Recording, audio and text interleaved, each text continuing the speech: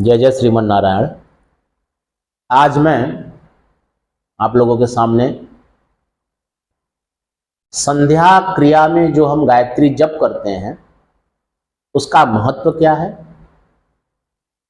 और गायत्री जप कैसे करना चाहिए, इसको लेकर के उपस्थित हूँ। अर्थात गायत्री जप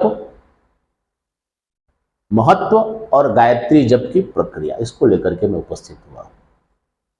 सबसे पहले मैं गायत्री जी के महत्व के बारे में बताना चाहूंगा कि गायत्री जी को हमारे शास्त्रों में वेदों की माता कहा गया है। गायत्री च वेद माता, गायत्री देवी को वेद माता कहा गया है। जितने भी वेद से संबंधित जितने भी उपनिषद शास्त्र आदि जो भी हैं, इन सब ने गायत्री की महिमा को बताया है। गायत्री की महिमा अत्यधिक होने के कारण, सर्वश्रेष्ठ होने के कारण उसमें ओम नामक प्रणव लगता है। ओम अर्थात ब्रह्मा विष्णु महेश ओम। ओम की महत्ता ऐसी है कि सर्वे वेदाः यत् पदमामनन्ति, अर्थात संपूर्ण वेद जिस पद को मानते हैं, जिसको शीर्ष मानते हैं, वह ओम है। और उस ओम का जो सामुख्य भाव है वो गायत्री देवी के साथ है, इसलिए गायत्री को वेद माता माना गया।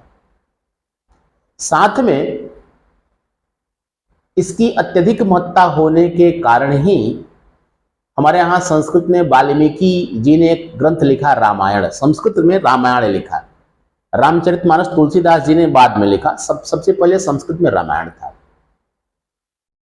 गायत्री देवी के महत्ता को ध्यान में रखते हुए ही महत्ता उनकी अत्यधिक है, इसीलिए श्री वाल्मीकि जी ने गायत्री देवी के प्रत्येक अक्षर को लेकर के, गायत्री जी में 24 अक्षर हैं, 8 8 8 3 भाग होता है, 8 8 8, तो 24 अक्षर हैं। इन 24 अक्षर को लेकर के श्री वाल्मीकि जी ने अपने वाल्मीकि रामायण में 24,000 श्लोकों का प्रणयन किया। इसीलिए वाल्मीकि रामायण को चतुर्विंशति सहस्त्री संहिता बोलते हैं। और हाँ, एक शंका लोगों को होती है कि गायत्री तो छंद है। बात सही है, गायत्री छंद भी है। वैदिक परंपरा में जो ऋचाएं लिखी गई हैं उसमें 7 छंद अत्यधिक प्रयोग किए गए हैं। गायत्री, उष्णिक, अनुष्टुप, बृहति, पंक्ति, त्रिष्टुप, जगति, ये 7 छंद अत्यधिक प्रयोग किए गए हैं। तो जो गायत्री को छंद मानने वाले हैं, इन पक्षकारों से निवेदन है, बताना है कि गायत्री छंद तो है ही, लेकिन साथ में हमारे यहाँ शास्त्रों में गायत्री को देवी के रूप में भी माना गया है। एक गायत्री छंद है और एक गायत्री देवी है, तो हमें गायत्री देवी की भी उपासना इसी माध्यम से करनी है। गायत्री देवी जो हैं, उनके स्वरूप को बताते हुए शास्त्रकार ने कहा है कि श्वेत वर्णा समुद्दिष्टा कौशेय वसना तथा श्वेतैर्विलेपनै पुष्पैरलंकारैश्च भूषिता आदित्य मंडलस्था च ब्रह्मलोक गताथवा अक्षसूत्रधरा देवी। इस तरीके से गायत्री देवी के बारे में बताया गया। जब हम गायत्री देवी की उपासना करें तो गायत्री देवी का स्वरूप कैसा हो, कैसे स्वरूप का हम ध्यान करें। उनका पूर्ण शरीर, पूरा शरीर एकदम श्वेत वर्ण है, श्वेत कमल के समान, पूर्ण रूप से श्वेत, स्पष्ट उनकी आभा प्रकाशित होती है। उनके वस्त्र कौशेय रंग के होते हैं, कौशेय कलर के, और वे पुष्पों का हार उनके गले में है और अलंकारों से, आभूषणों से युक्त होती हैं देवी। साथ में उनके जो पीछे का भाग है वहां पर सूर्य की, अनंत सूर्य की प्रकाश, अनंत सूर्य प्रकाश, कोटि सूर्य मान के चलो कि पीछे हैं, उनका प्रकाश, उनकी आभा जब बाहर निकलती है, अर्थात गायत्री जी की सेवा सूर्य आदि भी करते हैं, पीछे रहते हैं वो सूर्य मंडलस्थ तथा आदित्य मंडलस्थ तथा, जो आदित्य मंडल सूर्य मंडल है वो उनके पीछे से उनको प्रकाशवान आभायुक्त बनाता है। और गायत्री देवी जी के हाथ में हमेशा करमाला अर्थात अक्ष सूत्र होता है, जप करने वाला माला होता है। इस तरीके से गायत्री देवी का ध्यान करें, उनको आवाहन करें, उनके स्वरूप का ध्यान करके तब गायत्री जप करें। साथ में अब गायत्री जप के विधान में हम चर्चा करेंगे कि गायत्री जप कैसे किया जाए। गायत्री जप करते वक्त हमें एक बात ध्यान देनी होती है कि पहले देवी के उस स्वरूप का आवाहन करना होता है, उसके बाद जप के लिए मानसिक जप होना चाहिए। पहली बात तो गायत्री मंत्र का स्फुट वाचन नहीं होना चाहिए कि हम जप कर रहे हैं तो बोल रहे हैं ओम भूर्भुवस्सुवः तत्सवितुर्वरेण्यम, ऐसे नहीं होना चाहिए। सामने आपके अगल बगल कोई बैठा है तो भी आप के जप को सुने ना, अर्थात आपके होंठ भी ना हिलें। गायत्री जप करने के विधान में बताया गया कि आपके होंठ उत्तम विधान ये है कि आपका होंठ ना हिले। मानसिक जप करें तो आपको अत्यधिक लाभ मिलेगा। और कौन कौन करे यह जप, कौन कौन करे, वर्णत्रय कर सकते हैं। गायत्री जप करने के लिए शास्त्र में कहा गया कि वर्णत्रय ही गायत्री करणीयं, वर्णत्रय इसको गायत्री जप कर सकते हैं। ब्राह्मण यदि है तो उसकी पत्नी को अधिकार, स्त्रियों ब्राह्मण की पत्नी को अधिकार नहीं है। यद्यपि स्त्रियां माता हैं, श्रेष्ठा हैं, वात्सल्य भाव उनमें होता है, बिना उनके संसार का पत्ता तक नहीं चलता, संसार निष्प्राण हो जाएगा बिना स्त्रियों के। लेकिन शास्त्रकार ने जो कहा, शास्त्र की बात है कि ब्राह्मण की पत्नी यदि है, द्विजा है, वो गायत्री ना करें और पुरुष करें। शास्त्र की बात मैं बता रहा हूं आपको। गायत्री के साथ आपको तत्सवितुर्वरेण्यम, यहां से गायत्री मंत्र शुरू होता है। इसके पहले हम देखते हैं ओम भूहु भुवः स्वः, ये 3 चीजें, और ओम को मिला करके 4 चीजें हैं। ओम तो हम सभी जानते हैं, ओम को पहले सभी मंत्रों के पहले लगाया ही जाता है, जिससे उसमें मंत्र में अत्यधिक ऊर्जा आ जाती है, अत्यधिक शक्ति मंत्र में आ जाती है। और भूहु भुवः स्वः, ये 3 जो हैं गायत्री मंत्र में, ये महाव्याहृति हैं। इसको बोलते हैं व्याहृति।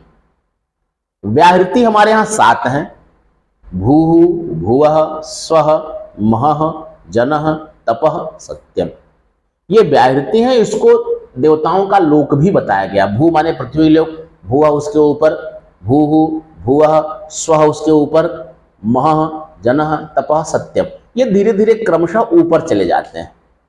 तो हमें गायत्री जप करते समय इसका ध्यान देना चाहिए कि प्रणव का उच्चारण, ओम का उच्चारण, प्रणव माने ओम का उच्चारण करना है, भूहु भुवः स्वः, साथ में 8 तत्सवितुर्वरेण्यम, यहां पर रुक जाना है एक मात्रा के लिए, फिर बीच का पाद बोलना है, फिर वहां रुक जाना है 8 अक्षर पर, फिर 8 अक्षर पर अंतिम में रुक जाना। यद्यप गायत्री का स्फुट वाचन नहीं करना चाहिए, गायत्री मंत्र का उसको बोलना नहीं चाहिए, इसलिए मैं इस वीडियो में गायत्री मंत्र बोल नहीं रहा हूं। गायत्री मंत्र बोलना नहीं चाहिए, उसको जोर से नहीं बताना चाहिए।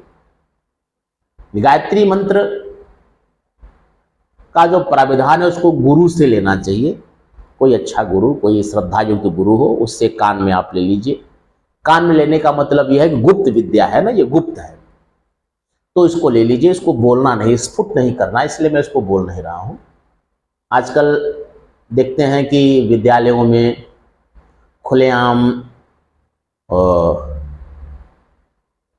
क्या, कहाँ, किसका, किससे उच्चारण करावे, कौन इसका अधिकारी है, इसका ध्यान लोग नहीं दे पाते हैं, नहीं देते हैं। साथ में घर में लगा देंगे गायत्री मंत्र, घर में बाजा में बजता रहेगा, माइक में बजता रहेगा, जोर जोर आवाज करता रहेगा। ऐसा नहीं करना चाहिए, ऐसा करने का विधान नहीं है, ऐसा नहीं करना चाहिए। हाँ, मूल रूप से मेरा जो पक्ष रहा कि गायत्री जप आप जरूर करें, और गायत्री को केवल छंद ही ना समझें, गायत्री को माता का स्वरूप दें और उस माता के स्वरूप का आवाहन करके गायत्री जप करें। गायत्री देवी की कृपा से और ईश्वर की कृपा और सूर्य नारायण जी की कृपा से आप का शरीर पूर्ण रूप से रोग मुक्त होगा। जैसे हम देखते हैं कि रोग से मुक्त होने के लिए वर्तमान में लोग केवल महामृत्युंजय की चर्चा करते हैं। महामृत्युंजय तो बहुत अच्छी बात है, बहुत अच्छी बात है, उसमें कोई शंका नहीं है। लेकिन यदि आप महामृत्युंजय के अलावा गायत्री जप करें तो आप महामृत्युंजय आपको आता नहीं है, आप 1.5 लाख 2 लाख 3 लाख रुपए खर्च करते हैं, पंडितों को बाहर से बुला करके महामृत्युंजय करते कराते हैं। यदि आप स्वयं गायत्री जप करें, सूर्यार्घ देते हो और स्वयं गायत्री जप करते हो, तो आप स्वयं गायत्री जप के माध्यम से भी अपने शरीर को रोग से विमुक्त कर सकते हैं। यदि आप नहीं कर पाते तो आप बाहर से दूसरी प्रक्रियाएं करें ब्राह्मण को बुला करके। यदि आप गायत्री करने में सक्षम हैं तो आप स्वयं ही इसका प्रयोग करें, इसको देखें और इसमें कोई शंका मत कीजिए, शंका रहित, लेश मात्र भी शंका मत कीजिए कि इससे आपका कल्याण नहीं होगा। शारीरिक समस्या में चर्मगत जो भी समस्या है, बुद्धिगत जो भी समस्या है, उसको पूर्ण रूप से आप लिख के ले लीजिए कि गाय सूर्यार्घ दीजिए, गायत्री मंत्र का जप कीजिए, आपके परिवार में एनर्जी बनी रहेगी, ऊर्जा बनी रहेगी, परिवार में आपके अन्य कोई व्यंतर देव नहीं आ पाएंगे, आपका शरीर तो पूर्ण रूप से शुद्ध रहेगा। जय श्री मंगल। हाँ, एक बात और, यदि आपको वीडियो में कोई बात समझ में ना आवे, किसी तरीके की शंका रह जाए, तो उसको कमेंट बॉक्स में अपना प्रश्न दें, हम कोशिश करेंगे कि आपके प्रश्न का उत्तर दें। एक बात, चूंकि समस्या ये होती है कि बहुत सीमित समय में वीडियो बनाना पड़ता है, उसमें सारी बातें बहुत डिटेल बताने में समय ज़्यादा हो जाता है, वीडियो लंबा होने के डर से कुछ शार्ट में, कुछ संकुचित रूप में हम वीडियो बना देते हैं। इसलिए आपको यदि कोई शंका हो, कोई बात हो, तो आप कमेंट बॉक्स में अपना कमेंट करेंगे तो कोशिश हम जरूर करेंगे कि आपकी शंका का निराकरण करें। और यदि आपको यह वीडियो अच्छी लगे तो वीडियो को आप शेयर करें, लाइक करें, सब्सक्राइब करें।